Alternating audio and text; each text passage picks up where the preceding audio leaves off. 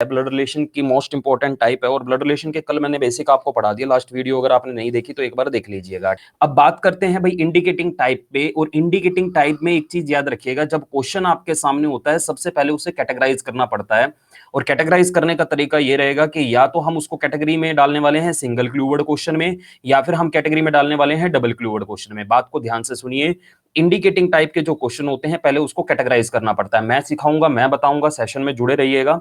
Single क्लूवर्ड statement question और double क्लूवर्ड statement question, मैंने क्या बोला, सिंगल क्लूवर्ड स्टेटमेंट क्वेश्चन और डबल क्लूवर्ड स्टेटमेंट क्वेश्चन, और बराबर में देखो मैंने क्या लिख दिया है, सिंगल क्लूवर्ड इजी लेवल होता है और डबल क्लूवर्ड डिफिकल्ट लेवल होता है।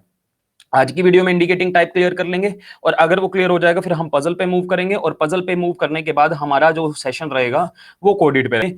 तो आई थिंक सो हमें स्टार्ट करना चाहिए। पॉइंट्स के बारे में मैंने आपको बता दिया था भाई, अगर हमें मेंबर्स को रिप्रेजेंट करना है तो मेंबर या तो मेल होता है या फीमेल होता है। मेल के लिए या तो आप पॉजिटिव साइन या बॉक्स, जैसे मैंने कहा एज ब्रदर एज अंकल, तो बॉक्स से रिप्रेजेंट करें या उसके ऊपर आप पॉजिटिव साइन लगा दें। मैंने कहा एज मदर तो आप सर्कल से रिप्रेजेंट करें, एज सिस्टर या उसके ऊपर नेगेटिव साइन लगा दे, ठीक है ना, क्योंकि जो लड़के होते हैं वो डब्बा होते हैं और जो लड़कियां होती हैं वो गोला होती हैं, ऐसा कुछ नहीं होता है, ठीक है ना। तो अपना डब्बा गोला और आपका पॉजिटिव नेगेटिव जो आपको ठीक लगे आप वो यूज कर सकते हैं, उसमें कोई बाउंडेशन कोई रिस्ट्रिक्शन नहीं। अब अगर मैरिड कपल की बात करें तो मैरिड कपल मैंने बताया था भाई, दो लोगों को अगर हम सीधी लाइन से कनेक्ट कर दे, लाइक ए एंड बी है, अगर मैंने उनको सीधी लाइन से कनेक्ट कर दिया तो वो क्या रिप्रेजेंट होने लगेंगे, मैरिड रिप्रेजेंट होने लगेंगे। और सिबलिंग्स हम कैसे दिखाते हैं, अगर ए और बी को मैं ऊपर से कनेक्ट कर रहा हूं तो वो सिबलिंग्स होंगे, और सिबलिंग्स का मतलब आप जानते हैं, सिबलिंग्स का मतलब होता है भाई बहन, भाई भाई बहन बहन। सिबलिंग्स का मतलब खाली भाई बहन नहीं होता है, आपका भाई और आप मेल हो तो अभी आप ये कहते हो कि मेरा सिबलिंग है, आप फीमेल हो और आपका भाई है तब भी आप ये कहते हो कि ही इज माय सिबलिंग, ठीक है ना। वो ही वर्ड और शी वर्ड पे भी आपको ध्यान देना है, क्योंकि जेंडर जो स्पेसिफिकली क्लियर होता है या तो रिलेशन से क्लियर होता है या ही शी से क्लियर होता है।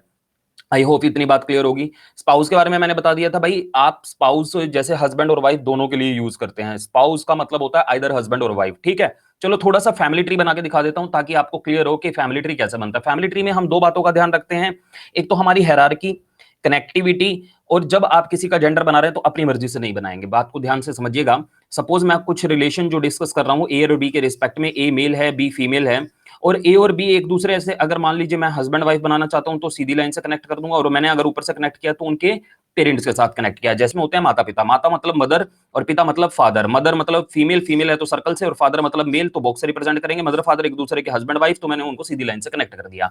मैं जल्दी जल्दी नहीं बोल रहा हूं, जस्ट मैं एक छोटा सा रिपीट दे रहा हूं कि 5 मिनट में ये चीजें क्लियर हो जाएं और फिर हम अपने क्वेश्चन पे मूव करें, मेन डिस्कशन पे हम बढ़ेंगे, ठीक है ना। दो चार रिलेशन जो जरूरी हैं वो समझ लीजिए। कुछ रिलेशन अगर मैं ए और बी के रिस्पेक्ट में डिस्कस कर रहा हूं, सपोज ये आप हैं तो ये आपके फादर, जो आपके फादर के फादर वो आपके ग्रैंडफादर, जो आपकी फादर की मदर वो आपकी ग्रैंड मदर, और दादा दादी एक दूसरे के लगते हैं हस्बैंड वाइफ, और ये उनका बेटा। ये आप हैं तो ये आपकी मदर, जो आपकी मदर की मदर वो आपकी ग्रैंड मदर नानी, ठीक है ना, और जो मदर के फादर वो ग्रैंडफादर नाना जी नाना नानी, एक दूसरे के हस्बैंड वाइफ, ये उनकी बेटी। बीच में से कनेक्ट करते हैं तो थोड़ा अच्छा लगता है, लेकिन अगर एक ही पर्सन बनाए तो आप उससे डायरेक्टली भी कनेक्ट कर सकते हैं। जैसे आपके सिबलिंग बनाने हैं तो ऊपर से कनेक्ट करके बनाने पड़ेंगे, ठीक है ना। ऐसे आपके पेरेंट्स के सिबलिंग आपके पेरेंट्स के साथ ऊपर से कनेक्ट करके बनाने पड़ेंगे। ये आपके फादर का ब्रदर आपका अंकल, ये आपके फादर की सिस्टर आपकी आंटी, ये आपकी मदर का ब्रदर आपके मामा जी यानी अंकल, या आपकी मदर की सिस्टर यानी आंटी। फिर मैंने मैटरनल पैटर्नल वर्ड के बारे में बताया था भैया आपको, कि मदर के रिस्पेक्ट में बनने वाले रिलेशंस को मैटरनल रिलेशन, और फादर के रिस्पेक्ट में बनने वाले रिलेशंस को हम क्या कहते हैं, पैटर्नल रिलेशन। मैटरनल पैटर्नल नहीं लिखा है तो आपको याद रखना है, ध्यान रखना है, आप बैंकिंग एसएससी कोई भी एग्जाम दे रहे हो, अगर स्पेसिफिकली मैटरनल पैटर्नल मेंशन है तो दैट मींस वहां पे फिर आपको क्लियर है। लेकिन अगर मैटरनल पैटर्नल नहीं लिखा है, जैसे मैंने कहा एज अंकल ऑफ बी, मैंने कहा एज आंटी ऑफ बी, ना मैटरनल लिखा ना पैटर्नल लिखा, तो उसके दो मतलब, अंकल के दो मतलब, आंटी के दो मतलब, ग्रैंड मदर के दो मतलब, ग्रैंडफादर के दो मतलब, इवन नेफ्यू के दो मतलब, नीस के दो मतलब। अब जब स्टेटमेंट आती है ना as a nephew of B, generally student क्या करते हैं, नेफ्यू के केस में A is a nephew of B, B बनाते हैं, उसका भाई बनाते हैं और उसके भाई का बेटा बना लेते हैं। फिर आगे फर्दर स्टेटमेंट आती है बी अपने माँ बाप का इकलौता बेटा है, बी अपने माँ बाप का इकलौता बेटा है, दैट मींस उसके माँ बाप का कोई और बेटा नहीं है, उसका कोई भाई नहीं है। तो फिर ये भाई कहां से आया और भाई का बेटा कहां से आया, तो ये केस एलिमिनेट हो जाता है, और फिर कहीं जाकर के आपको क्वेश्चन दोबारा पढ़ना पड़ जाता है, और फिर आपका टाइम कंज्यूम होता है।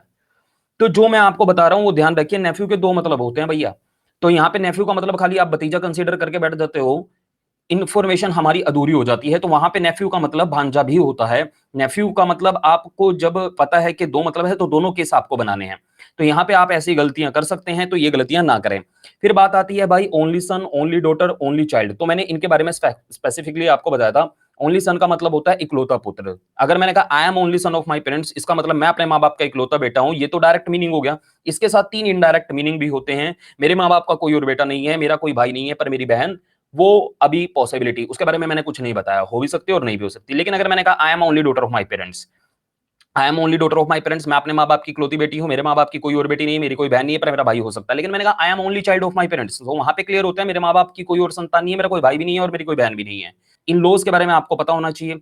अब इन लॉज होता है ससुराल, और ससुराल लड़के का भी होता है, लड़की का भी होता है। लड़की का ससुराल कौन सा होता है? जैसे ये लड़की है तो जो उसके हस्बैंड की फैमिली वो उसके इन लॉ फैमिली, और इन लॉ फैमिली में कोई भी होता है तो उसके आगे इन लॉ वर्ड चिपक जाता है। जैसे ये आपके हस्बैंड का ब्रदर इन लॉ फैमिली से है, आपका भी ब्रदर, लेकिन वो इन लॉ फैमिली से है तो उसके आगे चिपक जाएगा इन लॉ, वो बन जाएगा ब्रदर इन लॉ। आपके हस्बैंड की सिस्टर तो सिस्टर इन लॉ, आपके हस्बैंड की मदर तो मदर इन लॉ, आपके हस्बैंड के फादर फादर इन लॉ, आपके हस्बैंड के ग्रैंडफादर इन लॉ, आपके हस्बैंड की ग्रैंड मदर इन लॉ, के हस्बैंड की पैटर्नल आंटी इन लॉ। ऐसी जो आपकी वाइफ का ब्रदर, तो आपकी वाइफ की फैमिली इन लॉ फैमिली, आपकी वाइफ का brother brother in law, wife की sister sister in law, wife की मदर इन लॉ, वाइफ के फादर इन लॉ, वाइफ के ग्रैंडफादर इन लॉ, वाइफ के मैटरनल अंकल इन लॉ। ठीक है ना, उसके आगे इन लॉ वर्ड जुड़ जाता है। और जो वाइफ का सन होता है वो आपका भी सन होता है। ये नहीं कि उसके आगे आपने इन लॉ चिपका दिया, बना दिया सन इन लॉ। अब सन इन लॉ कौन होता है भाई, ये तो आपको पता ही होगा। जैसे ये आप हैं, एज्यूम करो ये आप हैं, तो ये आपकी बेटी हुई, और जो आपकी बेटी का पति हुआ वो आपका क्या हुआ, वो आपका सन इन लॉ हुआ, दामाद जमाई जिसे हम कह देते हैं। और जो आपके बेटे की पत्नी है, सपोज ये आप है, ये आपके बेटा है, आपके बेटे की पत्नी, son's wife is called daughter in law. पुत्रवधू पंजाबी में कह देते हैं साडी नूह हैगी जी, ठीक है ना, आपको पता ही है, बहू जिसे कह देते हैं। आपके बेटे की पत्नी, थोड़े रिलेशन ऊपर से देख लो, अभी तो मैं नीचे से ऊपर की तरफ दिखा रहा था, तो देखो ये लेवल 0 हो गया, लेवल 1 हो गया और ये लेवल 2 हो गया। ऐसे ऊपर से आते हैं तो ये लेवल 0 हो जाता है और ये लेवल 1 हो जाता है और ये लेवल 2 हो जाता है। ऊपर से नीचे अगर मैं दिखाऊं तो ये आपका बेटा, जो आपके बेटे का बेटा वो आपका पोता, और जो आपके पोते की बहू, son's wife is called as daughter in law, grandson's wife is called granddaughter in law. Everybody थोड़ा सा रिलेशंस के ऊपर बात कर रहे हैं, ध्यान से देखिएगा। अगर मैंने मान लीजिए इसके दो बच्चे बनाए, एक का नाम सी, एक का नाम डी, सी गोला डी डब्बा, और उसके ऊपर मैं फिर कहूं कि आप ये हैं, और आपके पापा के भाई की बेटी, आपके पापा की भाई की बेटी क्या हुई आपकी, यानी आपके चाचा की बेटी हुई आपकी कजन, आपके मामा का बेटा कजन, मौसी की बेटी कजन। मैंने आपको कल बताया था भी कजन ब्रदर कजन सिस्टर नहीं होता है, that is only single word, that is cousin. ठीक है ना, वो भतीजी भांजी नहीं होती है। आपके चाचा जी की बेटी वो आपके बराबर के लेवल में है, समझ रहे हो, भतीजा भतीजी होते हैं एक लेवल नीचे। मैं जानना चाहता हूं कि जो आपकी कजन का पति होता है, जैसे आपकी कजन है, उसका जो पति है, या आपके कजन की जो पत्नी है, मुझे बताओ आपके जो कजन का पति है वो आपका क्या लगेगा? आपके चाचा की बेटी का पति कजन नहीं, कजन का पति या कजन की पत्नी होती है कजन इन लॉ। अभी कजन इन लॉ वर्ड देखो कैसे बनता है। मैंने कल आपको एक बात समझाई थी ब्रदर इन लॉ के बारे में। ब्रदर इन लॉ मैंने बताया था 3 मतलब, सिस्टर इन लॉ के 3 मतलब, ऐसे ही कजन इन लॉ के 3 मतलब, ब्रदर इन लॉ के 3 मतलब। ध्यान से देखिएगा, समझिएगा। जैसे ये आप हैं तो ये आपके हस्बैंड का ब्रदर ब्रदर इन लॉ, आप हैं आपकी वाइफ का ब्रदर ब्रदर इन लॉ, आप हैं आप हैं और आपकी जो बहन है, आपकी बहन का पति जो है वो brother in law. Brother in law के 3 मतलब, जीजा, साला और देवर। ठीक, ऐसे ही सिस्टर इन लॉ के मतलब, आप आपके हस्बैंड की जो सिस्टर इन लॉ, आपकी वाइफ की जो सिस्टर इन लॉ, आपके रियल ब्रदर की जो वाइफ है वो आपकी भाभी, वो sister in law. Sister in law के 3 मतलब होते हैं, भाभी, ननद और साली। ऐसे ही कजन इन लॉ अस्तित्व में कैसे आया, देखिए, जब ये आप हैं तो आपके हस्बैंड का brother brother in law, husband की सिस्टर इन लॉ, और हस्बैंड का कजन या हस्बैंड की cousin, that is called cousin in law. आपकी वाइफ का कजन या वाइफ का कजन या वाइफ की cousin, cousin in law. Cousin husband cousin wife नहीं होता है, कजन इन लॉ होता है। जैसे कजन ब्रदर कजन सिस्टर नहीं होता है भाई, वैसे ही सोच के देखिए, कजन हस्बैंड क्यों होगा, कजन वाइफ क्यों होगा? ठीक है ना, कजन वाइफ नहीं होता, कजन हस्बैंड नहीं, कजन कजन इन लो होता है। ठीक है, और जैसे कजन वर्ड कहने से जेंडर क्लियर नहीं होता, ऐसे ही कजन इन लो वर्ड से भी जेंडर क्लियर नहीं होता। हाँ, आप ऐसा कहते हो ही इज माई कजन, या मैं कहता हूं शी इज माई कजन, तो वहां पे ही और शी डिक्लेयर कर देते हैं, वह लड़का है वह लड़की है। ऐसे ही अगर मैंने कहा he is my cousin in law, तो क्लियर हो गया ये मेरे कजन का पति है, ही वर्ड यूज किया। और जैसे मैंने कहा she is cousin in law, she is my cousin in law, तो मेरे कजन की पत्नी है। तो ये कुछ specific word, great grandfather, great grandmother, तो आपको थोड़ा थोड़ा आइडिया है ही। कुछ जो चीजें नहीं आइडिया थी, जो आपके लिए मे भी नया हो सकता है। अच्छा, एक और चीज होती है, आप मेरे को एक बात बताएंगे, ये आप हो या आपकी मदर, जो आपकी मदर की मदर वो आपकी ग्रैंड मदर, नानी, जो नानी की बहन होती है बच्चों, उन्हें क्या कहते हैं? आपकी नानी की बहन, हिंदी में कहते हैं मौसी नानी या नानी मौसी। ये बात क्लियर है? तो नानी मौसी या मौसी नानी को हम कहते हैं ग्रैंड आंट। देखो, आप इस लेवल पे हैं, ठीक है ना, आपके बराबर में कौन होता है? जीजा, साला, देवर, जेठ, भाई, ठीक है ना, ये बराबर के लेवल में। ये आपकी मदर, जो मदर है, उसके अलावा जो भी फीमेल इस लेवल पे होते हैं, इस लेवल पे होते हैं, उसको क्या कहते हैं हम? आंटी। इस लेवल पे मिलती हैं भाई अंटियां, और इस लेवल पे मिलती हैं ग्रैंड अंटियां। ठीक है, बात समझ में आ गई? जैसे आपके दादाजी की जो बहन है, ये हुई बुआ दादी, हिंदी में कहते हैं बुआ दादी, ग्रैंड मदर नहीं। ठीक है ना, ग्रैंड मदर दो ही लोगों के लिए, पहले ही बता दिया, दो ही लोगों के लिए, दादी के लिए और नानी के लिए। इनके लिए जो वर्ड बना हुआ है स्पेसिफिकली वर्ड ग्रैंड आंट बना हुआ है, ऐसे ही ग्रैंड अंकल भी है, और ऐसे ही मैं धीरे धीरे धीरे धीरे आपको और वर्ड भी सिखाता रहूंगा। आपको ब्लड रिलेशन पढ़ाते पढ़ाते मैं इतने रिलेशन बता दूंगा, एटलीस्ट जितने मुझे पता उतने तो मैं बता दूंगा। चलिए क्वेश्चन पे बात करते हैं। कल मैंने आपको इंडिकेटिंग फॉर्म में मैंने क्वेश्चन करवाया था, आज मैं पहले एक क्वेश्चन करवाऊंगा, पहले आप ध्यान से समझें। पॉइंटों वाले जो क्वेश्चन होते हैं उसमें मैंने बताया दो कैटेगरी के क्वेश्चन है, या तो क्वेश्चन इजी लेवल या टिपिकल लेवल, डिफिकल्ट लेवल। ये क्वेश्चन इजी लेवल है। ठीक, मुझे कैसे पता लगा ये क्वेश्चन इजी लेवल है? जहां पे स्टेटमेंट में एक ही क्लू वर्ड होता है। अब ये क्लू वर्ड क्या है भाई? देखिए, मेरे लिए ब्लड रिलेशन में माई, यूअर, हिज और हर, ये क्या है हमारे लिए? याद रखिएगा बच्चों, ये हमारे लिए क्या है? Clue words. These are clue words for me. ये क्लू वर्ड का क्या रोल है? एक्चुअल में डायग्राम इन्हीं से बनना शुरू होता है, पहले इनसे आगे का डायग्राम बनाते हैं, फिर इनसे पीछे का डायग्राम बनाते हैं। ये लिख लीजिए अपनी कॉपी में, कॉपी पेन लेकर के बैठा करें आप। मैंने क्या बताया? माई, यूअर, हिज, हर, ये these are clue words for me. और आपको जब डायग्राम बनाना है तो डायग्राम बनाने से पहले क्वेश्चन को कैटेगराइज करना है। कभी भी पॉइंटिंग वाले क्वेश्चन होते हैं तो पहले आप क्वेश्चन को कैटेगराइज करते हो। और अभी अगर मैं बात करूं क्वेश्चन में, इस क्वेश्चन में आप देखिए आपके पास माई, यूअर, हिज, हर में क्या है? सिर्फ माई है। तो इस क्वेश्चन में हमारे जो मैंने अभी 4 क्लू वर्ड बताए थे उसमें से कितने हैं? सिर्फ एक ही है। तो ये क्वेश्चन कैसा हुआ? Single clue word statement question. पहले क्वेश्चन को कैटेगराइज करना है, या तो क्वेश्चन में एक ही क्लू वर्ड होता है या क्वेश्चन में एक से ज्यादा क्लू वर्ड होते हैं। और क्लू वर्ड कौन कौन से हैं? याद रखेगा, माई, यूअर, हिज और हर। ठीक है ना, माई, यूअर, हिज, हर। अच्छा, ये क्लू वर्ड क्या है? क्लू वर्ड एक्चुअल में कुछ नहीं है, दीज आर कह सकते हो प्रोनाउन इन इंग्लिश। प्रोनाउन के भी पॉजेसिव केस हैं, ठीक है ना। माई वर्ड यूज किया जाता है स्पेसिफिकली अपने लिए। यूअर, जिसको सामने, जिसको आप देख रहे होते हो, पॉइंट कर रहे होते हो, तुम्हारी मदर के भाई के बेटे का दोस्तों, यहाँ पे तुम्हारी जब मैंने कहा, तुम आपके लिए कहा, मैंने कहा मेरी, मेरी मदर के भाई के बेटे का दोस्त, तो मैंने अपने लिए कौन सा वर्ड यूज किया? माई। फिर मैं कहता हूं उसका या उसकी, उसके भाई के बेटे का दोस्त का दोस्त, तो ठीक है, उसका, उसकी, हिज, हर, हिज फादर्स ब्रदर डॉटर। तो यहाँ पे हिज और हर किसके लिए यूज किया जाता है? थर्ड पर्सन के लिए यूज किया जाता है। आई थिंक आपको क्लू वर्ड समझ में आ गए और दिमाग में भी बैठ गए। तो यहाँ पे पहले आपको जो मैं क्वेश्चन करवा रहा हूं वो इजी लेवल करवा रहा हूं, और आपको अभी मैं डिफिकल्ट भी देने वाला हूं। और इजी लेवल कौन सा होता है? जिसमें एक ही क्लू वर्ड होता है, और जब एक ही क्लू वर्ड होता है 99.9999% वो माई ही होता है। ठीक है ना। इंडिकेटिंग फॉर्म में सबसे पहले उसे बनाते हैं जिसने स्टेटमेंट दी। स्टेटमेंट दी लेडी ने। सेड से पहले वाला जो भी वर्ड है ना, बस वही है स्टेटमेंट देने वाला। माई वर्ड मिला, मैंने आपको बताया था सबसे पहले उसे बनाओ जिसने स्टेटमेंट दी। आपको इसको स्टेटमेंट को डायग्राम में कन्वर्ट करना है, फिर आप उसकी स्टेटमेंट में माई वर्ड को सर्च करो, आपको माई वर्ड मिल गया। पहले माई से आगे के रिलेशन बनाने हैं, फिर माई से पीछे के रिलेशन बनाने हैं। याद रखिए, पहले आपको माई से आगे के रिलेशन, फिर पीछे के रिलेशन। अब आगे रिलेशन देखो, रिलेशन क्या होते हैं भाई? Mother, father, daughter, brother, sister, cousin, these are all relation. तो ये पहला रिलेशन है, तो ये दूसरा रिलेशन है, ये फॉरवर्ड हो गया, तो बैकवर्ड में जाएंगे तो ये तीसरा रिलेशन है, और ये चौथा रिलेशन है। बात समझ में आई? ये 4 रिलेशन है स्टेटमेंट में, ये चारों मुझे बनाने हैं। और ये चारों फिर मैं देखो किस सीक्वेंस में बना रहा हूं, सीक्वेंस मैटर करती है, ठीक है ना। पहला रिलेशन है फादर इन लॉ, मैं लेडी पे हूं, माई बोलती मैं लेडी पे हूं, उसके फादर इन लॉ बनाने हैं। फादर इन लॉ कौन होते हैं? जो हस्बैंड के फादर होते हैं, ये उसके हस्बैंड के हो गए फादर, तो फादर इन लॉ। बात समझ में आ गई? दूसरा रिलेशन है ओनली सन। आप यहां पे हो, कंडीशन मैंने बताई थी, जो बनाते हो उस पर मूव कर जाते हो। आपने फादर इन लॉ को बनाया तो आप फादर इन लॉ पे मूव कर गए, उसके ओनली सन की बात की जा रही है, तो यही है उसका ओनली सन। अब मैं यहां हूं, देखो सेकंड रिलेशन डन, तो मैंने 2 टिक मार्क कर दिए। तो थर्ड रिलेशन कहता है ओनली सन, तो मुझे इसका ओनली सन बनाना है, जहां मैं हूं तो मैंने इसका ओनली सन बनाया, तो बीच में बनाया क्योंकि दोनों का ही होगा, हस्बैंड वाइफ है। तीसरा रिलेशन डन, 3 टिक कर दिए। चौथा रिलेशन है सन, चौथा रिलेशन मुझे इसके साथ बनाना है, और 4 रिलेशन डन।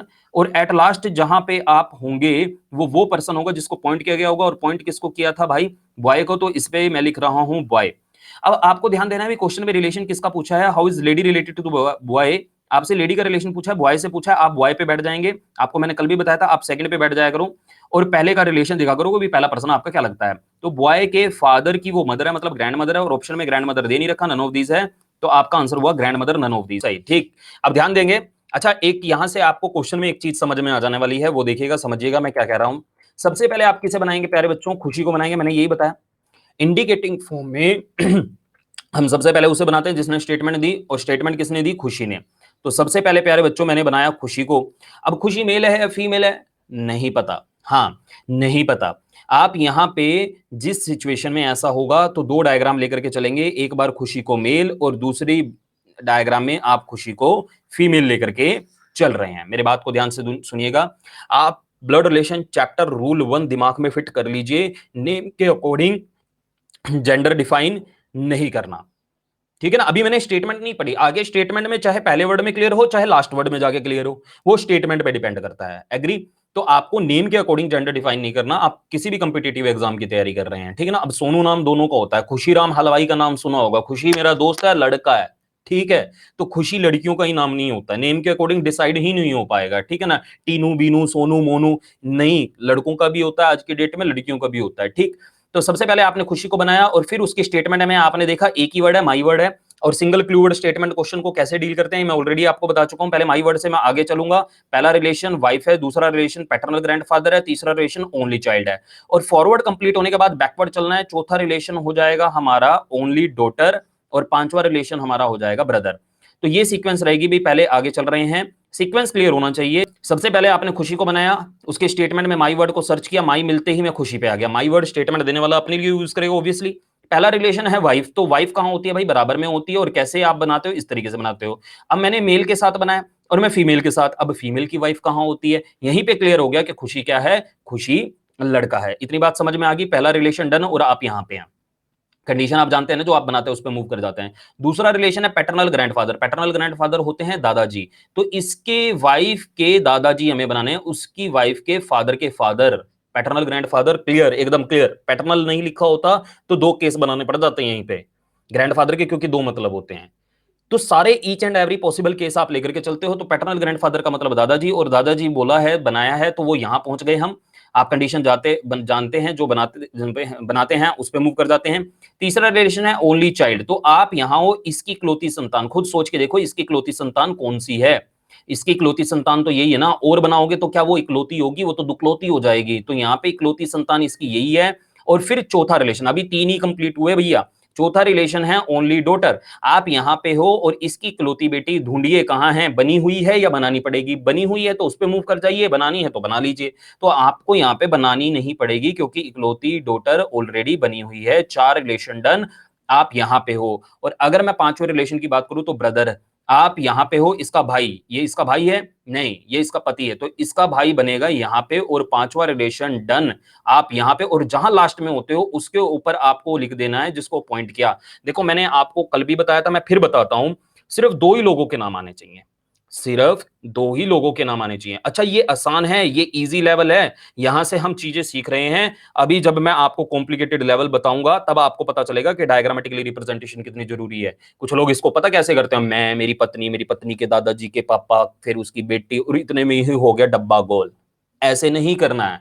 डायग्रामेटिकली रिप्रेजेंटेशन और प्रॉपर वे में आपको इस वीडियो में जो मैं मेथड दे रहा हूं, आप ढूंढ लीजिए, आपको कहीं नहीं मिलेगा। तो इंपॉर्टेंस समझिए इस क्वेश्चन की, आपको ये चीजें बहुत, ठीक है ना, मेहनत के बाद मिल रही हैं। और समझिए इन चीजों को, जब आप 5 क्वेश्चन की प्रैक्टिस कर लेंगे ना मेरे साथ, तो छठे क्वेश्चन में जो आपको मजा आने वाला है, ठीक, आप किसी भी इंडिकेटिंग फॉर्म के क्वेश्चन को निपटा लेने डालेंगे। क्वेश्चन में पूछा हाउ इज खुशी रिलेटेड टू दैट बॉय, खुशी उस लड़के का क्या लगता है, उस लड़के की बहन का पति लगता है। और जो बहन का पति होता है, देखो मैंने पहले ही कहा था कि आपको सेकंड पे जाकर के बैठ जाना है। आप बॉय पे बैठिए, तो ये अगर आप हैं तो ये आपकी बहन का पति, मतलब आपका जीजा, और जीजा का मतलब होता है ब्रदर इन लॉ। और ऑप्शन में ब्रदर इन लॉ नहीं दे रखा है, तो हमारा आंसर क्या हो जाएगा, none of these. Next question, अब वही देखो, दिमाग में वही चीज लेकर के चलेंगे जो अभी बताइए। ये क्वेश्चन बच्चों वाला लगे।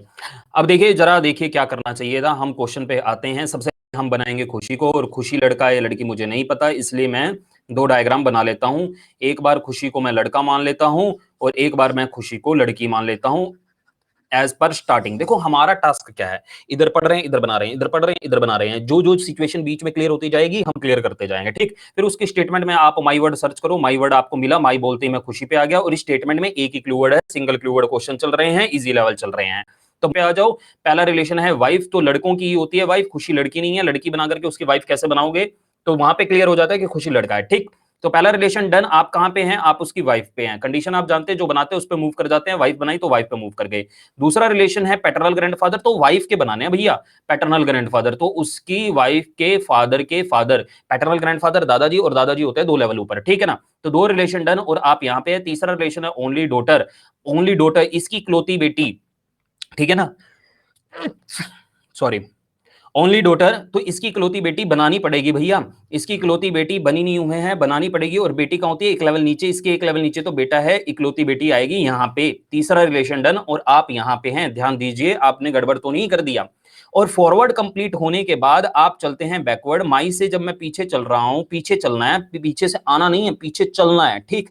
तो ओनली सन, तो चौथा रिलेशन है प्यारे बच्चों ओनली सन, और आप यहां पे इसका इकलौता बेटा बनाना है। भाई ये भाई बहन है, पति पत्नी नहीं है, तो इसका इकलौता बेटा यहां पे बनेगा। चौथा रिलेशन डन। और फिर पांचवा रिलेशन है ये, और पांचवा रिलेशन ये है सिस्टर, इसकी मुझे बनानी है सिस्टर, तो सिस्टर बनेगी यहां पे, और पांचों रिलेशन डन करके मैं यहां हूं, ठीक है ना। और पॉइंटिंग टू गर्ल लिखा है, तो लास्ट में जो पर्सन आपको मिला है मैंने उस पर गर्ल लिख दिया।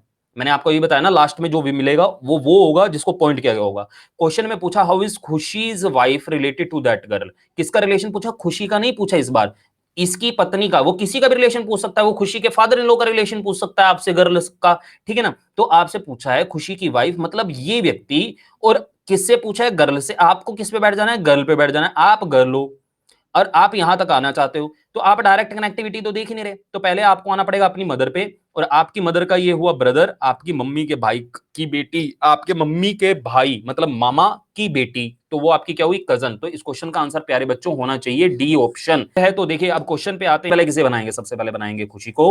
तो सबसे पहले मैंने बना लिया खुशी को। खुशी लड़का है लड़की मुझे नहीं पता, या तो आप जेंडर ही ना बनाओ, बात को समझिए यहाँ पे, या तो आप जेंडर ही ना बनाओ, ठीक है ना, जैसे न्यूट्रल छोड़ दिया, भाई कुछ पता चलेगा तो बना लेंगे। फिर उसकी स्टेटमेंट में मैंने माई वर्ड को सर्च किया, मेरे को माई वर्ड मिल गया। भाई मैं क्या कह रहा हूं ध्यान दीजिएगा, सबसे पहले मैंने खुशी को बनाया और मैंने खुशी का जेंडर नहीं बनाया, और फिर क्योंकि नेम के अकॉर्डिंग जेंडर डिफाइन नहीं करना, बस ये याद रखना है, ठीक है ना। उसकी स्टेटमेंट में माई वर्ड को सर्च किया, माई वर्ड मिला, और एक ही क्लू वर्ड है अभी इस स्टेटमेंट में, दूसरा क्लू वर्ड नहीं है। दूसरा क्लू वर्ड होगा तो क्या करना है वो मैं आपको अभी बताने वाला हूं, ठीक। तो माई बॉय बोलते ही मैं खुशी पे आ गया, मुझे इसके क्या बनाने हैं, मैटरनल अंकल। मैटरनल अंकल मतलब मामा, तो पहले मैं क्या बनाऊंगा, खुशी की मम्मी, और फिर खुशी की मम्मी के भाई को अगर हम बना रहे हैं तो वो है मैटरनल अंकल। पहला रिलेशन डन। दूसरा रिलेशन है फादर, तो यहां पे आप है मामा के फादर तो हुए नाना, तो आप यहां पे आ गए, दो रिलेशन डन। और फिर तीसरा रिलेशन अगर मैं बात करूं तो लिखा है वाइफ्स, किसकी वाइफ, आप यहां पे हो, इसकी वाइफ, ठीक है ना। तो ये जो दोनों बच्चे हैं इनके ये मम्मी पापा हैं। तीसरा रिलेशन डन, आप यहां पे हो। फॉरवर्ड कंप्लीट, माई से फॉरवर्ड कंप्लीट। अब चलते हैं बैकवर्ड, और जब आप बैकवर्ड जा रहे हो तो आपके पास रिलेशन आता है ओनली डॉटर। आप ये हस्बैंड वाइफ देख रहे हो, आप यहां पे हो, जो इसकी डॉटर होगी वो इसकी भी होगी, और इसकी डॉटर कौन है, और इकलौती बेटी, आप और नहीं बना सकते, फिर इकलौती नहीं रहेगी वो।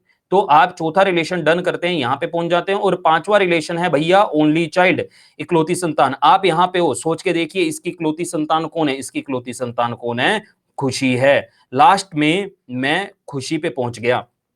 कभी भी अगर ऐसी सिचुएशन हो जिससे बनाना स्टार्ट करो और वापस घूम के वहीं आ जाओ। देखो पिछले क्वेश्चन में ऐसा किसी में भी नहीं हुआ, आप क्रॉस चेक कर सकते हैं, आप किसी अनदर पर्सन पे पहुंचते हो, लेकिन कभी भी अगर ऐसा हो जाए जिससे बनाना स्टार्ट करो और आपने देखा मैं प्रॉपरली बनाता हुआ आता हूं और आप घूम फिर करके वापस वहीं पे पहुंच जाओ, तो उस क्वेश्चन का आंसर होता है सेल्फ। लेकिन यहां सेल्फ वाले ऑप्शन हो गए दो, ठीक है ना, यहां सेल्फ वाले ऑप्शन हो गए दो, तो यहां पे हमारा आंसर कैनॉट बी डिटरमाइन भी हो सकता है। लेकिन यहां पे एक वर्ड आप देख रहे हैं शी। अब शी किसके लिए यूज किया जाता है, जिसको पॉइंट किया जाता है, जैसे मैं आपको पॉइंट कर रहा हूं, मैंने कहा she is my cousin, she is my sister, तो शी किसके लिए, जिसको मैं पॉइंट कर रहा हूं। मेरी बात समझ में आ रही है। तो खुशी जहां आप एट द एंड हो वो फीमेल है, जहां ये वर्ड आपके पास है ये किसके लिए यूज किया जाता है, ये जिसको पॉइंट किया जाता है उसके लिए कह सकती है ये मैं हूं, ठीक है ना। तो यहां पे खुशी अपने बारे में बात कर रही है और खुशी फीमेल है, मुझे कैसे क्लियर हुआ, शी वर्ड से। अगर सपोज यहां पे ही होता, सपोज यहां पे ही होता तो लास्ट में मिलने वाला पर्सन आपको मेल बनाना पड़ता, ठीक है ना, जिसको पॉइंट किया गया है वो मेल बनाना पड़ता, फिर आपका आंसर हम हिमसेल्फ होता। लेकिन अभी यहां पे शी वर्ड है तो लास्ट में मिलने वाला पर्सन आपकी फीमेल हरसेल्फ हो जाएगा। अब देखिए थोड़ा सा हम लेवल को बढ़ाते हैं, तो इस क्वेश्चन में आपको थोड़ा सा दिमाग लगाना है। क्वेश्चन बहुत सिंपल दिया मैंने। अगर आप क्वेश्चन पढ़ रहे हैं, क्वेश्चन में सबसे पहले क्या लिखा है, pointing to a Y lady said that and as per my suggestion, आप सबसे पहले किसे बनाते हैं, जिसने स्टेटमेंट दी लेडी ने, आपने सबसे पहले लेडी को बना लिया। एनी डाउट, कोई दिक्कत। अब इंडिकेटिंग फॉर्म की असली कहानी समझनी है आपको, बहुत जरूरी बात बता रहा हूं, लास्ट तक काम आएगी। इंडिकेटिंग फॉर्म की जो स्टेटमेंट डिवाइड होती है इज एम आर पे डिवाइड होती है, ये वाला पार्ट अलग हो जाता है और ये वाला पार्ट अलग हो जाता है। अभी इज के इधर कुछ था ही नहीं, इसलिए मैंने ये बताया है। हाँ जी, स्टेटमेंट इज एम आर, ठीक है ना, और इज और एम तो जनरली ही मिलता है, ठीक है, is am are was verb helping verb जो होती है ना, तो स्टेटमेंट वहां डिवाइड होती है, ये दो अलग अलग स्टेटमेंट होती है, पहले इन दोनों स्टेटमेंट को अलग अलग बनाया जाता है, फिर कंबाइन करके फाइनल सॉल्यूशन तक पहुंचा जाता है। सबसे पहले आपने लेडी को बनाया, स्टेटमेंट को इज पे डिवाइड कर लिया, और स्टेटमेंट में आपने देखा दो वर्ड हैं, और ऐसा इज पे डिवाइड करने पर हमेशा होगा कि एक क्लू वर्ड एक पार्ट में चला जाएगा तो दूसरा क्लू वर्ड दूसरे पार्ट में चला जाएगा। मेरी बात समझ में आई आपको? इस पे जब स्टेटमेंट को डिवाइड करेंगे तो दोनों क्लू वर्ड आपको दिखाई देंगे बड़े इजीली, ठीक।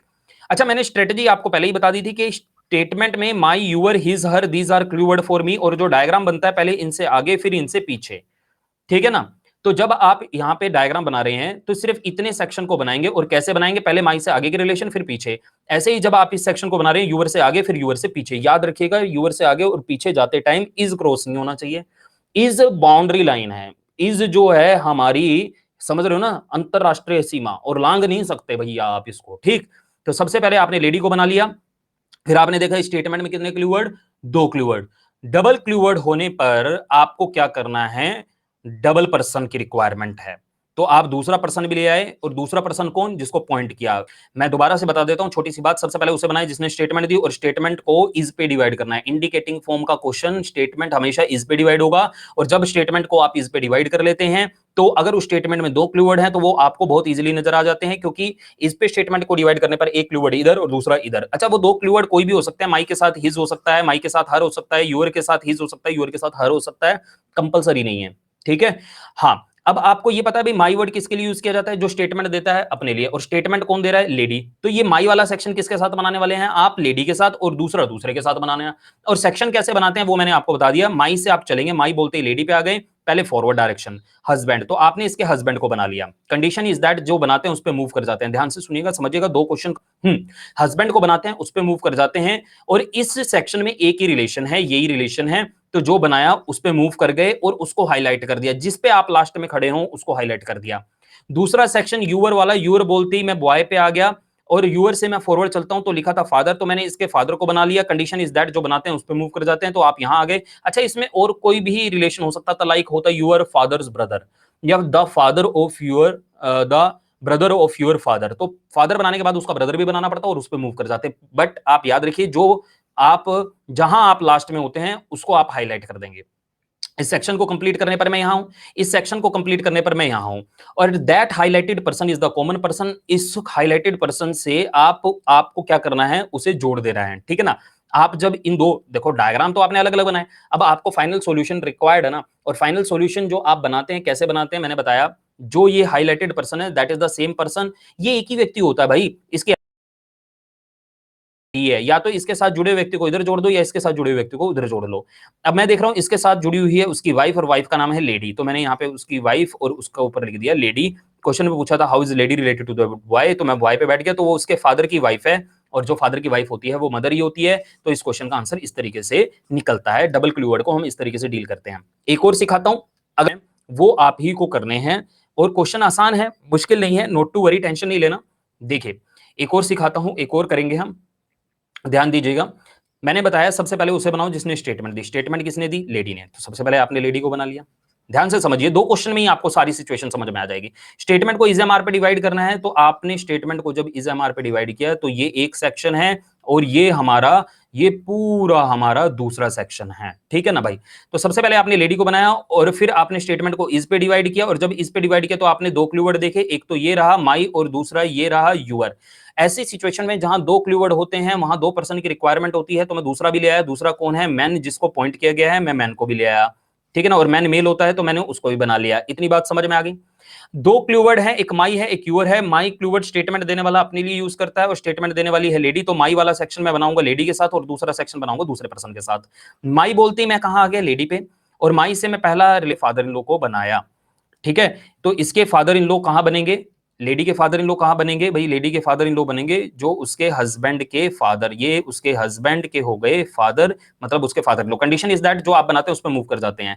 दूसरा रिलेशन है ओनली सन, तो इसका इकलौता बेटा, इसका इकलौता बेटा आप कहां बनाएंगे, बना हुआ है, बनाने की जरूरत नहीं है, तो दूसरा रिलेशन डन, आप यहां पहुंच गए। और इस सेक्शन में दो ही रिलेशन थे, देख लीजिए, इस सेक्शन में दो ही रिलेशन थे, फॉरवर्ड फॉरवर्ड में थे, बैकवर्ड में नहीं थे। अगर बैकवर्ड में होता तो मैं बनाता और उस पर मूव कर जाता, और जो लास्ट में मिलता है उसे हाईलाइट करते हैं। दोबारा देखिएगा, सबसे पहले मैंने लेडी को बनाया, माई बोलते में लेडी पे आ गया, पहला रिलेशन है उसके फादर इन लॉ, तो मैंने उसके हस्बैंड के फादर बना लिए। अगला रिलेशन है ओनली सन, आप यहाँ पे हैं फादर इन लॉ पे, उसका इकलौता बेटा जो लेडी का हस्बैंड होगा वो होगा, और लास्ट में मैं यहाँ हूं तो मैंने इसे हाईलाइट कर लिया।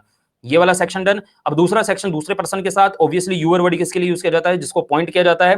तो यहाँ पे यूअर बोलते ही मैं मैन पे आ गया। पहला रिलेशन है फादर इन लॉ, तो मैंने इसके फादर इन लॉ को, मैन के फादर इन लॉ को बनाया, तो जो उसकी वाइफ के फादर हैं वही फादर इन लॉ होंगे ना भाई, जो उसकी वाइफ के फादर हैं। देखो फादर इन लॉ होता है ससुर, और ससुर होता है लड़के का भी लड़की का भी। लड़की का ससुर कौन होता है, जो उसके हस्बैंड के फादर, और लड़के का ससुर कौन होता है, जो उसकी वाइफ के फादर। तो उसके वाइफ के फादर को बना लिया, उसके फादर इन लॉ को बना लिया, पहला रिलेशन डन। दूसरा रिलेशन है ओनली सन, तो इसका इकलौता बेटा, ये तो बेटी है, बेटा आपको बनाना पड़ेगा, इकलौता बेटा आपने बनाया, second relation done. Second relation done done आप यहाँ पे हैं। थर्ड रिलेशन क्या होगा, देखो फॉरवर्ड कंप्लीट हो जाए तो बैकवर्ड चलना है, फादर जाएंगे, जब इसके फादर की बात है तो इसके फादर रहे ये, थर्ड रिलेशन डन।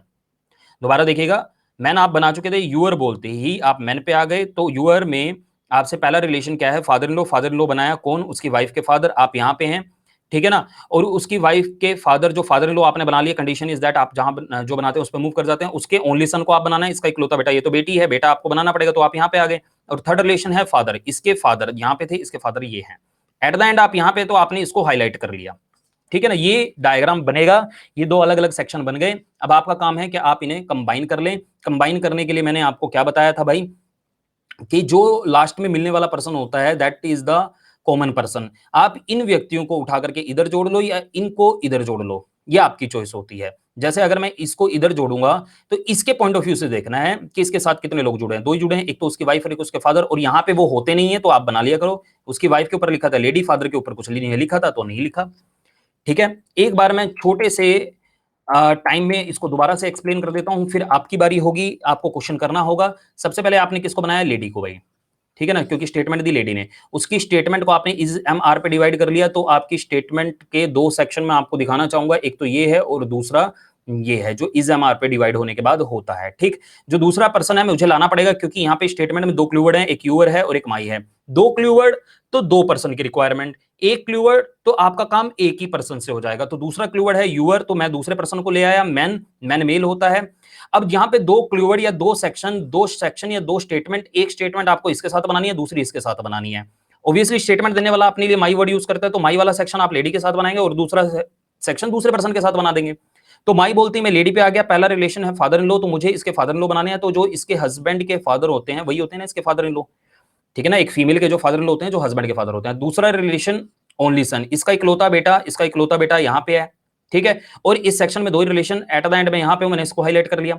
अब मुझे दूसरा सेक्शन बनाना है, दूसरी स्टेटमेंट बनानी है, जो यूअर वर्ड से बनेगी। यूअर बोलती है मैं मैन पे आ गया, ठीक है ना। पहला रिलेशन है फादर इन लॉ, तो मैंने इसके फादर इन लॉ बनाए, जो उसकी वाइफ के फादर, ठीक है। पहला रिलेशन डन। इस सेक्शन का दूसरा रिलेशन है ओनली सन, तो इसका इकलौता बेटा, ये तो बेटी है, तो इसका इकलौता बेटा यहाँ पे बनेगा, दूसरा रिलेशन डन। फॉरवर्ड कंप्लीट होने के बाद मैं बैकवर्ड चला तो लिखा था फादर, तो मुझे इसके फादर चाहिए, क्योंकि मैं तो यहाँ पे हूं ना, इसके फादर चाहिए, इसके फादर ऑलरेडी बने हुए नहीं होते तो मैं बना लेता।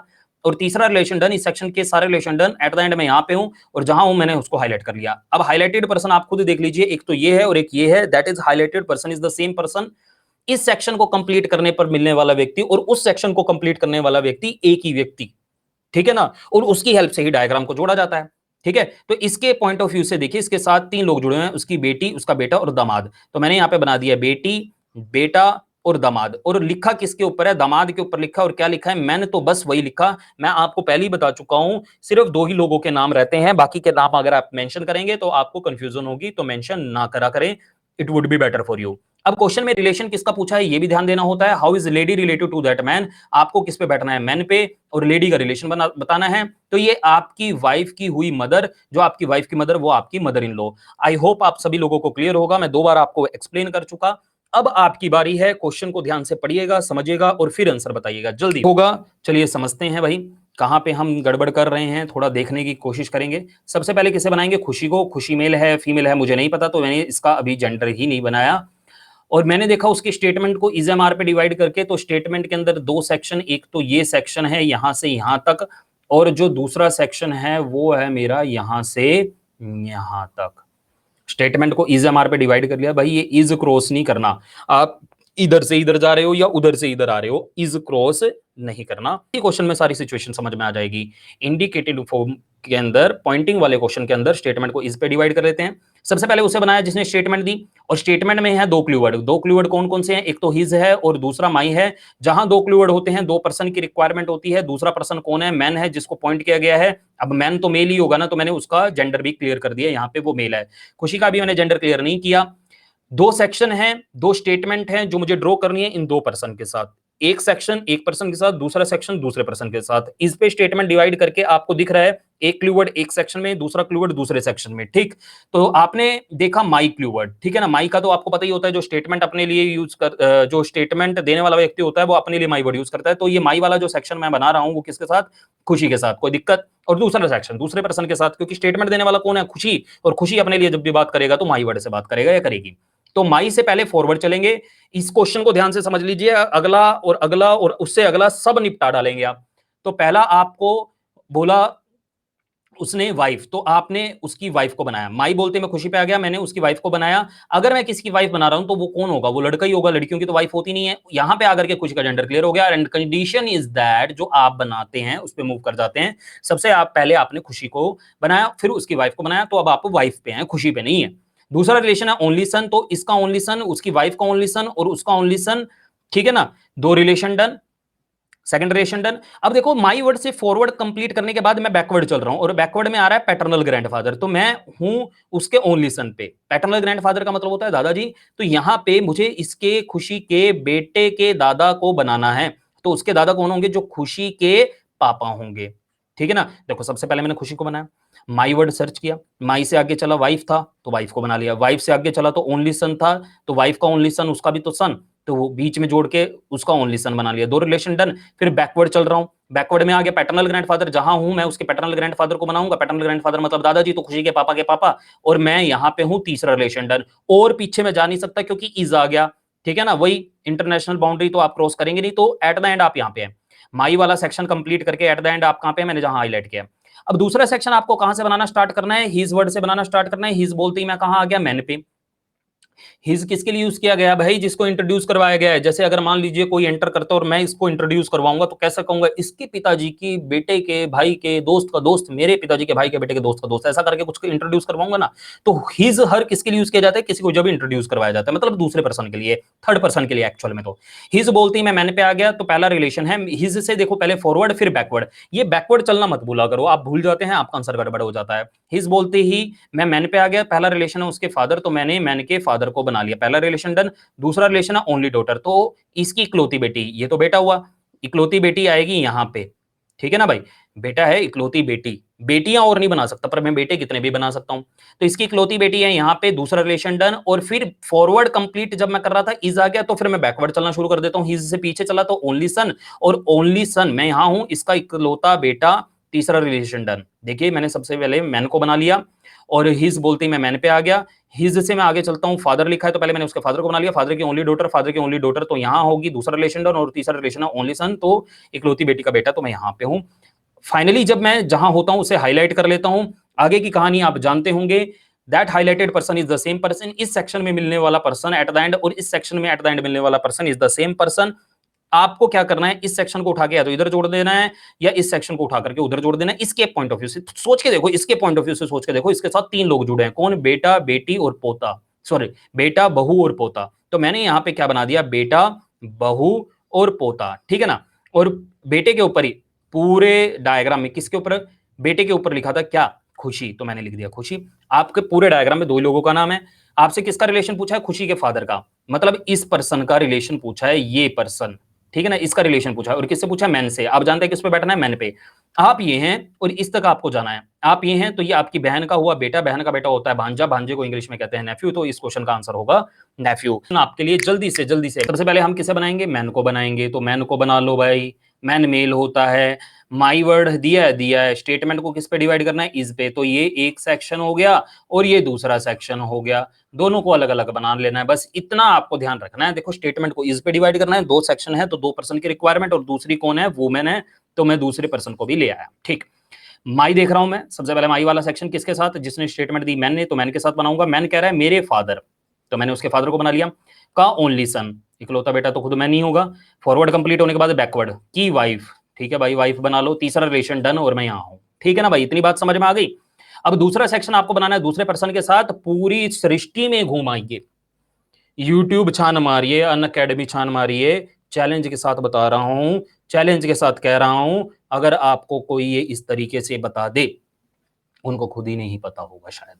तो दूसरा सेक्शन दूसरे पर्सन के साथ, हर बोलते ही मैं कहां हूं, वुमेन पे हूं, फॉरवर्ड चलूंगा तो पहला रिलेशन है हस्बैंड, तो मैंने उसके हस्बैंड को बना लिया, और दूसरा रिलेशन है उसकी मदर को बना लिया।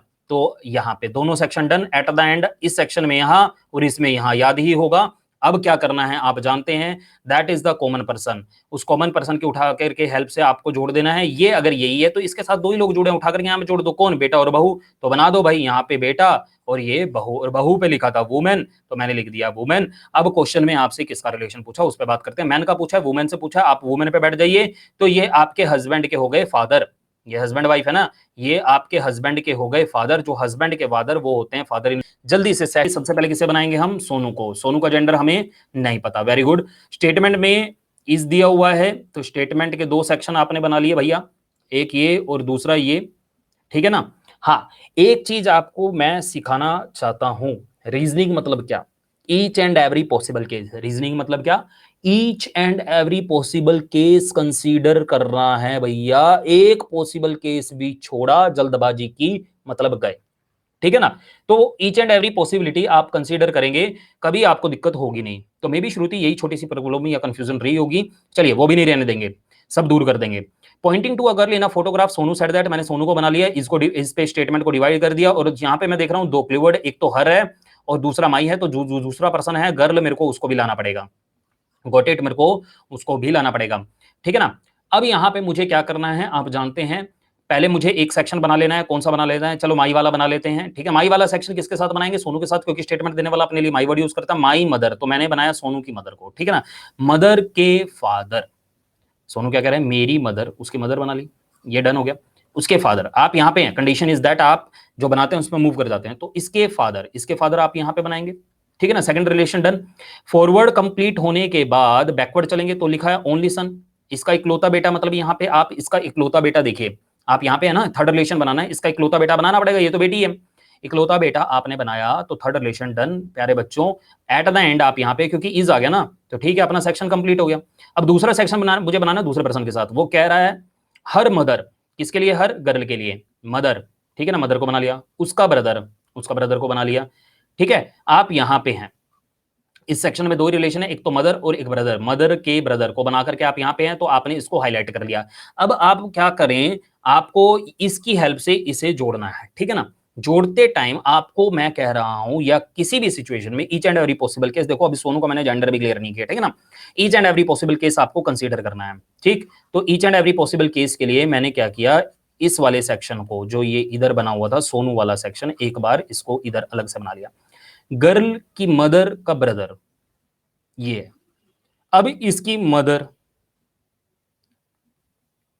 इसकी, देखो मुझे इस वाले सेक्शन को इसके साथ जोड़ना है, इस वाले सेक्शन को मैं जब इधर जोड़ रहा हूं तो इसकी हेल्प से जोड़ना है, और इसके साथ कितने लोग जुड़े हुए हैं, इसके साथ दो लोग जुड़े हुए हैं, इसके साथ दो लोग जुड़े हुए हैं, कौन कौन जुड़े हुए हैं, इसकी बहन और उसके बहन की बेटी। अब ये उसकी हो गई बहन, और बहन की बेटी आ गई यहां पे गर्ल, और वो गर्ल खुद सोनू भी हो सकती है, ठीक है ना। और अगर मैं यहां पे कहूं भाई इसकी बहन, जरूरी थोड़ी ये और कोई भी तो हो सकती है, और उसकी बेटी बिल्कुल हो सकती है, क्यों, क्योंकि यहां पे उसने जब कहा था ओनली सन कहा था, ओनली चाइल्ड नहीं कहा था, सन एक ही, और यहां पे उसकी बहन मैं कितनी भी बना सकता हूं, जैसे मैं कह रहा हूं I am only son of my parents, मेरे माँ बाप का मैं इकलौता बेटा हूं, ये ओनली सन है, इकलौता बेटा है, इसके माँ बाप का कोई और बेटा नहीं है, मैंने बेटा तो नहीं बनाया ना, इसका कोई भाई तो नहीं बनाया ना, पर बहन तो मैं कितनी भी बना सकता हूं ना, तो जरूरी थोड़ी है इसी बहन की वो बेटी हो, मुझे यहाँ पे उसकी बहन और बेटी जोड़ना है, तो जरूरी थोड़ी इसी बहन की बेटी हो, ऐसा भी तो हो सकता है कोई दूसरी बहन हो उसकी बेटी हो, तो यहाँ पे दो केस बन रहे हैं, वही मैं आपको कह रहा हूं, each and every possible case आपको कंसीडर करना है। क्वेश्चन में पूछा हाउ इज गर्ल्स मदर, यानी यहाँ पे इस डायग्राम में इसका रिलेशन बताना है आपको, किसके साथ, सोनू के साथ। अच्छा, मैंने कल की क्लास में आपको क्लियर किया था, जिसका रिलेशन पूछा उसका जेंडर क्लियर होना चाहिए, तो गर्ल की मदर का रिलेशन पूछा है और सोनू से पूछा है और उसका जेंडर क्लियर है, वो फीमेल है, जिससे पूछा उसका भले क्लियर ना हो, तो उसकी मदर की सिस्टर मतलब उसकी मौसी मतलब आंट, और यहां पे अगर मैं देखूं तो उसकी गर्ल की मदर सोनू की क्या लगती है, उसकी भी मदर लगती है, तो हमारा आंसर मदर भी हो सकता है, इसके अकॉर्डिंग मदर और इसके अकॉर्डिंग आंट। तो हमारे इस क्वेश्चन का आंसर हो जाएगा ई ऑप्शन, आइदर मदर और आंट। जब आइदर और वाले ऑप्शन दे रखे हो तब आप ध्यान दीजिए। जैसे मुझे लास्ट क्वेश्चन है आज के सेशन। तो सबसे पहले आपको देखो यहाँ पे कुछ नहीं बोला कि किसने पॉइंट किया, क्योंकि यहाँ पे डायरेक्ट नेम स्टेटमेंट में ही आ गए। ऐसी भी सिचुएशन होती है इंडिकेटिंग की। तो मैंने आपको एक बात बता दी है, इंडिकेटिंग फॉर्म का, चाहे इजी लेवल हो, चाहे टिपिकल लेवल हो, एक्सट्रीम लेवल हो, डिफिकल्ट लेवल हो, कोई भी लेवल हो, स्टेटमेंट इस पे डिवाइड हो जाएगी। ये एक सेक्शन और ये दूसरा सेक्शन, दोनों अलग अलग ड्रॉ होंगे और कंबाइन कर दिए जाएंगे। इसका आपको ध्यान रखना है, क्रॉस नहीं करना है, ठीक है ना। आपका मन है पहले इसे बना लो, इसे बना लो। अब डायरेक्ट नेम दे रखे हैं स्टेटमेंट में, मैंने आपको बताया कभी भी अगर नाम दिए हो तो नेम के अकॉर्डिंग जेंडर डिफाइन नहीं होता। अब टीनू लड़का भी हो सकता है, लड़की भी हो सकती है। पहले मैं इस सेक्शन को बना रहा हूं, ठीक है ना। टीनू लड़का भी हो सकता है, लड़की भी हो सकती है। बोला टीनूज हस्बैंड, अब टीनू का हस्बैंड है तो टीनू क्या हुई, टीनू फीमेल हुई।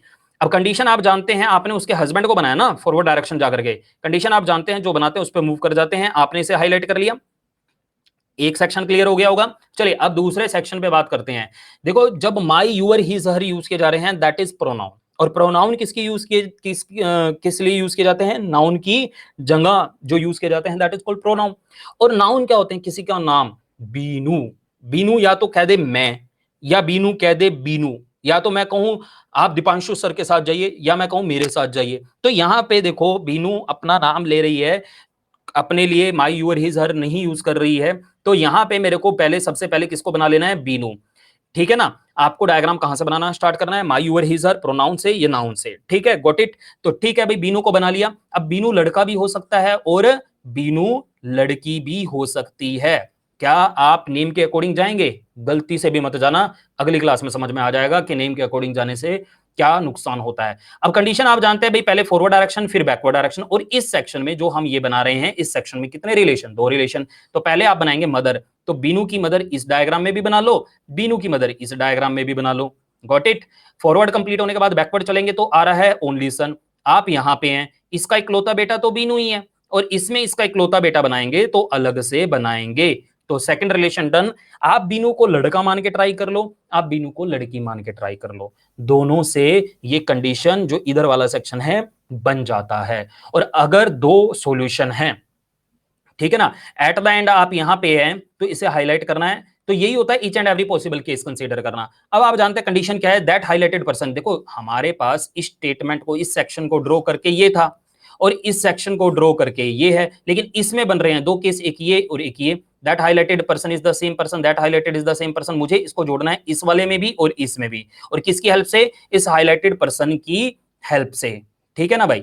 तो that highlighted person is the same person. इसके साथ देख लो यहाँ पे इस सेक्शन में कितने लोग जुड़े हुए हैं, एक ही लोग जुड़ा है, और वो कौन है, इसके पॉइंट ऑफ व्यू से देखा करो, इसके पॉइंट ऑफ व्यू से, और वो कौन है, उसकी वाइफ। तो मैं यहाँ पे जोड़ देता हूँ उसकी वाइफ, और उसकी वाइफ पे लिखा है टीनू, तो यहाँ पे मैं जोड़ देता हूँ उसकी वाइफ, और उसकी वाइफ पे लिखा है टीनू। तो इस क्वेश्चन के हैं दो सॉल्यूशन, दो सॉल्यूशन। इसलिए आपका एग्जामिनर जब भी आइदर और वाले ऑप्शन दे, कैन नॉट बी डिटरमाइन दे, एक सिक्स सेंस आप लगा सकते हैं कि ये भी आंसर हो सकते हैं, जब भी तो वो दे रहा है। क्वेश्चन में पूछा how is Binu related to Tinu. अगर मैंने इस डायग्राम में देखा तो बीनू क्या है, ऊपर वाले डायग्राम में बीनू क्या है, बीनू उसका हस्बैंड है। हमें किस पे बैठना है, हमें टीनू पे बैठना है, और रिलेशन किसका बताना है, रिलेशन बताना है बीनू का, ठीक है ना। और इस डायग्राम में अगर मैं टीनू पे बैठा हूं तो बीनू क्या है, उसके हस्बैंड की बहन, पति की बहन कौन होती है, ननद यानी सिस्टर इन लॉ। तो क्वेश्चन का आंसर हुआ आइदर हस्बैंड और सिस्टर